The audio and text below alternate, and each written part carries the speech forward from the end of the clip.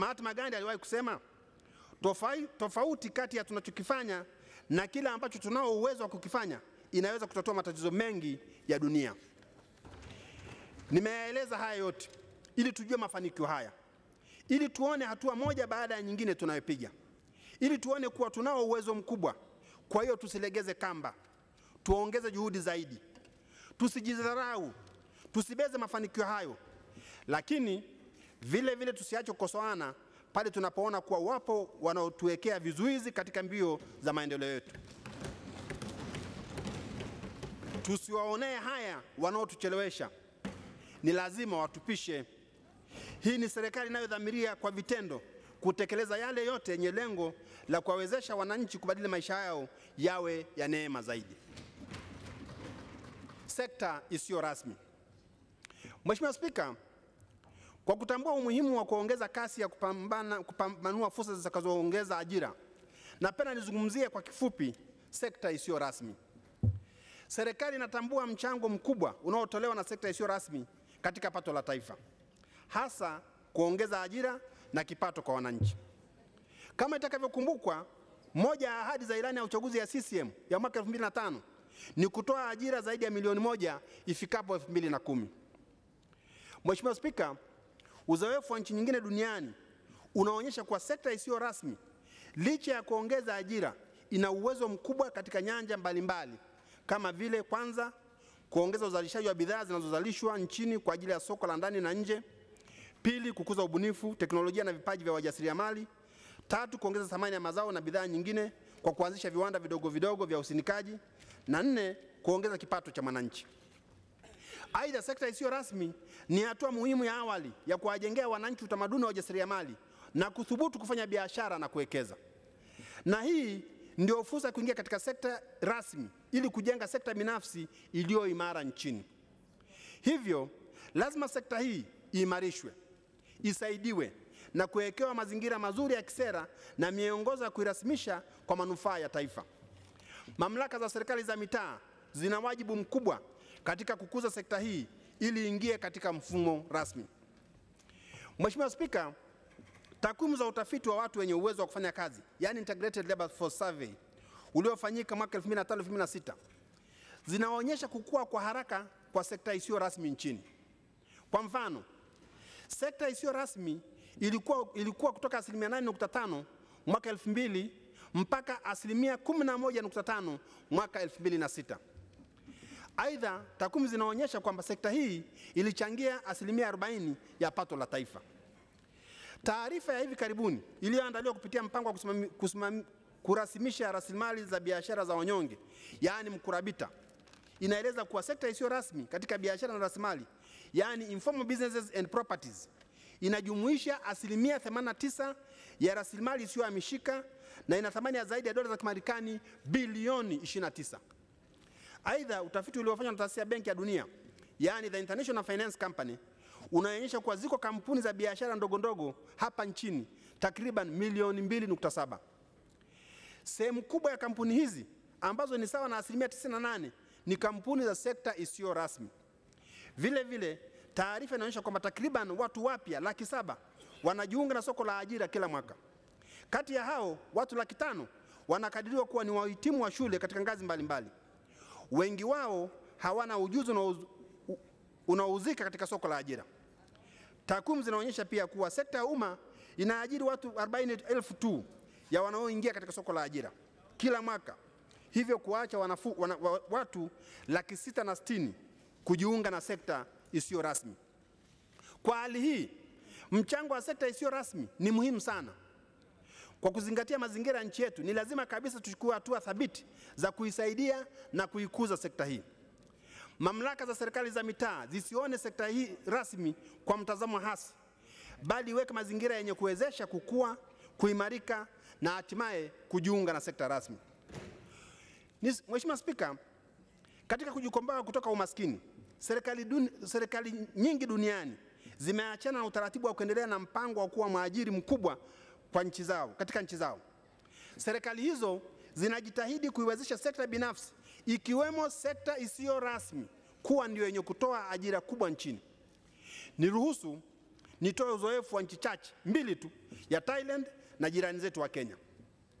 Thailand, katika utafiti uliofanywa na shirika la kazi duniani ILO na shirika la Umoja Mataifa la UNDP nchini Thailand, unaonyesha kuwa nchi hiyo ilifanikiwa kuinua sekta isiyo rasmi na kuingiza katika sekta rasmi kwa kuweka sera nzuri za uchumi jumla na mazingira bora ya kuvutia uwekezaji wa ndani na nje. Aidha, wafanyabiashara wa ndani walithubutu na kuwa tayari kubeba hasara za kibiashara, yani business risk, kupenda kujiendeleza, hasa kupata elimu ya ujasiriamali na ubunifu wao wa kufanya biashara. Kwa jirani zetu wa Kenya, sekta isiyo rasmi inajulikana kwa jina maarufu la jua kali. Kenya wanao mpango maalum unaojulikana kama Small Enterprise Jua Kali Development in Kenya. Lengo la mpango huo ni kukuza sekta hii iwe ni sekta kubwa yenye kutambulika katika kuchangia kwenye uchumi wa taifa lao. Mheshimiwa Spika, uzoefu tunaopata kwa nchi zetu, kwa nchi hizi za Thailand na Kenya, ni kielelezo kwamba kwa kuweka sera na mipango mizuri, sisi pia tunao uwezo wa kufanya vizuri kama tutatumia sekta hii kwa maendeleo ya nchi yetu. Hii ni changamoto kubwa kwetu, kutumia uzoefu huo kuingiza sekta isiyo rasmi kwenye mfumo rasmi ili ichangie zaidi kwenye uchumi wetu. Changamoto zilizopo. Changamoto zinazoikabili sekta hii ni pamoja na hizi ifuatavyo: ukosefu wa mitaji ya kuanzisha na kuendeleza miradi yao. Pili, kutokizi vigezo na masharti ya benki na asasi nyingine za kifedha ya kukopesheka kwa urahisi. Tatu, ukosefu wa maeneo ya kufanyia kazi au kuwekeza. 4, ukosefu wa ubunifu na teknolojia duni. 5, miundombinu duni ya masoko na mawasiliano hafifu hasa vijijini.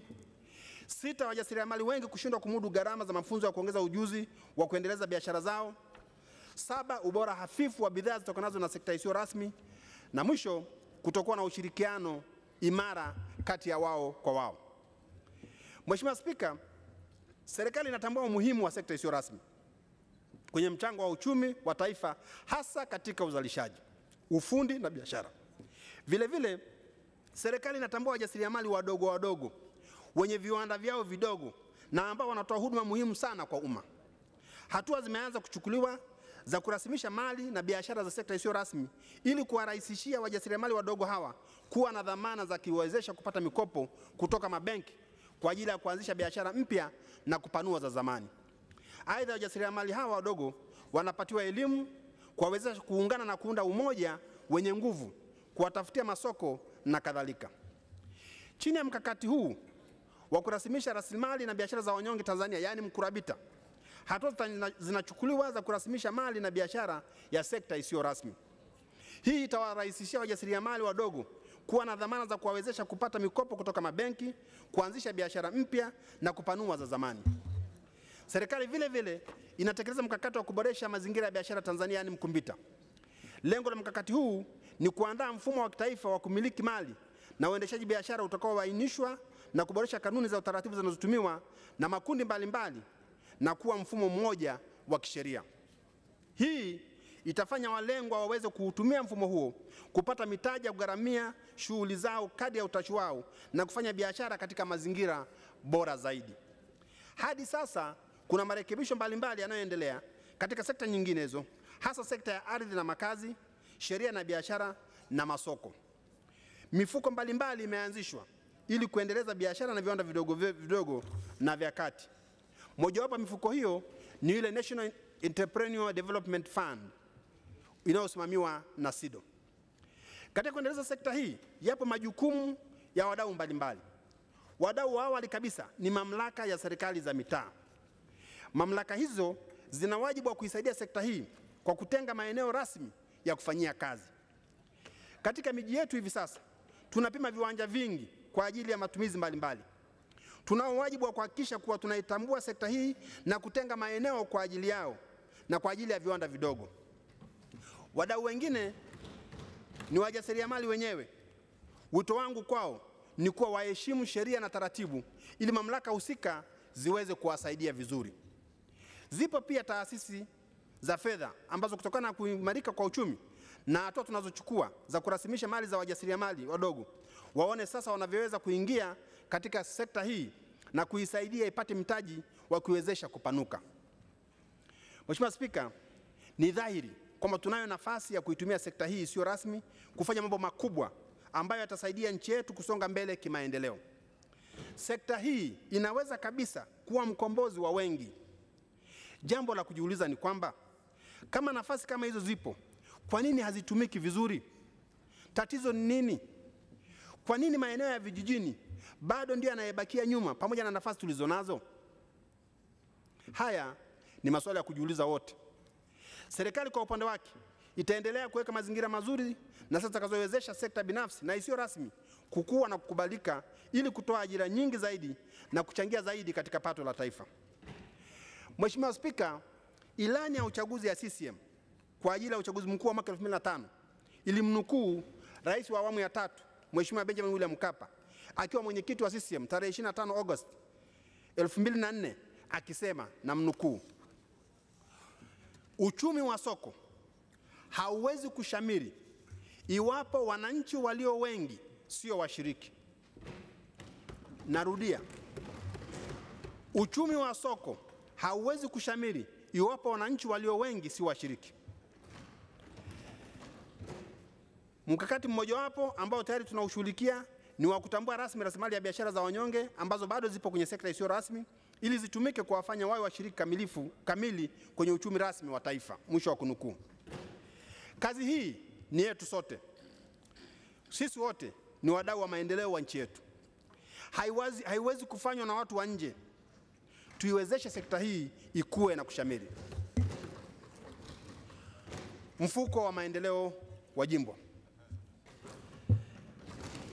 Mheshimiwa Spika, tarehe 26 Juni mwaka huu, wakati nikiwasilisha hotuba yangu ya bajeti, niliarifu bunge lako tukufu kwamba serikali imeridhia kuanzishwa kwa mfuko wa maendeleo ya jimbo, yani Constituency Development Fund, CDF.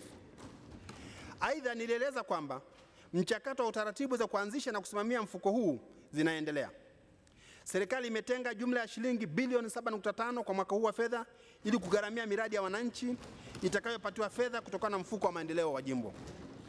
Aidha, serikali inaendelea kukamilisha maandalizi ya mswada wa sheria wa uanzishaji wa mfuko huo. Taratibu za usimamizi na uendeshaji wa mfuko huu zitafafanuliwa wakati mswada husika utakapowasilishwa hapa bungeni. Napenda kutumia nafasi hii, Mheshimiwa Spika, kutoa ufafanuzi wa mambo muhimu kuhusu uanzishaji wa mfuko huu. Hasa kwa sababu wako baadhi ya watu wamesema mfuko huu maana yake mbunge anapewa fedha anaweka mfukoni alafu anaamua mwenyewe anazigawaje. Wengine wamesema pengine mbunge akipewa anaweza akapeleka nyumbani kwao tu akaacha maeneo mengine. Naomba nifafanue. Lengo kuu la mfuko huu ni kuongeza chachu mpya ya maendeleo katika jimbo. Hivyo ifahamike tangu mwanzo kuwa lengo la mfuko huu ni kuchangia katika mipango mbalimbali na rasilimali za kusukuma maendeleo katika jimbo. Kwa maana hiyo, nasisitiza kwa fedha za mfuko zinapaswa zitumike kuchangia miradi ya maendeleo ya wananchi ili kuhamasisha maendeleo katika jimbo. Taratibu zote za serikali za uwazi na usimamizi wa fedha zizingatiwe. Pili, majimbo yote ya wabunge wa Bunge la Jamhuri ya Muungano wa Tanzania yatanufaika na mfuko huu. Kwa upande wa Tanzania bara, shughuli za mfuko zitasimamiwa na ofisi ya Waziri Mkuu, tawala za mikoa na serikali za mitaa.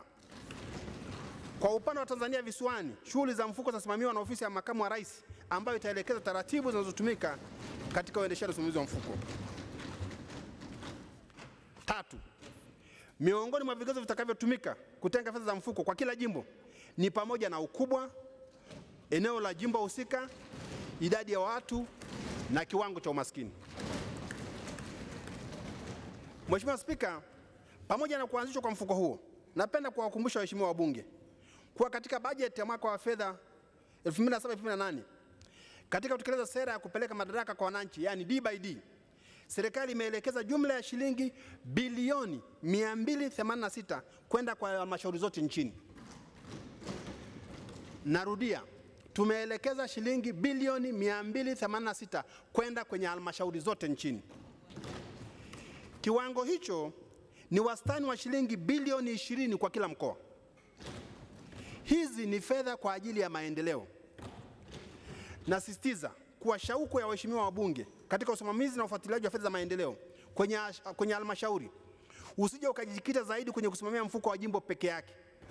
Natoa wito kwa waheshimiwa wabunge kuhakikisha kwa matumizi ya fedha zinazopelekwa wilayani yanasimamiwa vizuri ili zilete tija. Yani, we must go for value for money. Ni matarajio ya serikali kuwa fedha zote hizo zilizotengwa zitaongeza kasi ya wananchi kujiletea maendeleo na kuondoa umaskini nchini. Nategemea tutakapokuja hapa mwaka kesho wakati wa bajeti, tutaelezana mafanikio. Haitakuwa ni kulalamika tena kwamba fedha zimetumiwa vibaya, fedha zimefanyaje. Itakuwa ni kuelezana mafanikio kwamba tumepiga hatua kiasi gani. Na nasema bado, Mheshimiwa Spika, anasisitiza hili ni jukumu la mbunge. Tumekuja hapa kuzungumza habari ya maendeleo ya watu, sasa tukasimamia hizo fedha zilete maendeleo ambayo tumeyasema. Hitimisho. Mheshimiwa Spika, narudia kusema tena kwamba hatua tuliofikia inaonyesha ndege yetu ya kutafuta maisha bora kwa kila Mtanzania imeanza kupaa. Tunayo kila sababu ya kujivunia na kuwaambia wenzetu ambao hawaoni haya ambayo yametekelezeka kwa kipindi hiki kwamba wafungue macho yao na kuona kilichofanyika. Tulichokifanya kinaonekana. Hao wanaobeza kwamba hatujafanya kitu, wajiulize wao wamefanya nini kusaidia nchi yetu. Narudia tena kusema kwamba hatua tuliofikia inaonyesha ndege yetu ya kutafuta maisha bora kwa kila Mtanzania imeanza kupaa. Wapenda dhihaka wataendelea kudhihaki. Wapinzani wataendelea kupinga, maana ndio kazi yao. Lakini kwa jasho la Watanzania na kwa uongozi bora wa serikali ya CCM chini ya Mheshimiwa Jakaya Mrisho Kikwete, Tanzania inasonga mbele. Dunia inaona hivyo na dunia inakiri hivyo. Safari bado ni ndefu, lakini kuendekeza mashaka na kabehi si njia ya kufika tunakotaka kwenda. Na kila mmoja wetu, hata wenye dhihaka na wapinzani, wanayo sehemu muhimu katika kufikisha Tanzania inakopasa kuwa, yaani penye maisha bora kwa kila Mtanzania. Tunahitaji kupeana matumaini, sio kukatishana tamaa. Hasa pale inapoonekana wazi kuwa matumaini hayo yamejengwa juu ya msingi imara na si ubabaishaji. Narudia, kila kiongozi na kila mwananchi anayo nafasi na wajibu katika kuwaletea Watanzania maendeleo. Niliwahi kusimuliwa hadithi ya mchungaji mpya aliyepangiwa kuhudumia kanisa moja kwenye nchi tajiri ambapo watu walikuwa wameacha kabisa kwenda kusali. Akatumia kiasi cha siku 4 kuwasi waliokuwa waumini warejee kanisani kumsikiliza bila mafanikio. Basi akanunua nafasi kwenye gazeti la eneo lake, akaweka tangazo kwenye gazeti kuwaalika waliokuwa waumini wake waje kwenye misa ya watu kwa ajili ya kanisa, maana kanisa lilikuwa limeshakufa. Tangazo hilo likafanya wananchi wale wawe na hamu kujua misa ya wafu kwa ajili ya kanisa inakuwaje. Siku ya siku wakajaa kanisani waone kulikoni. Wakaona jeneza kubwa lililopambwa kwa maua mengi. Baada ya kusoma wasifu wa marehemu kanisa, mchungaji akawaalika waliokusanyika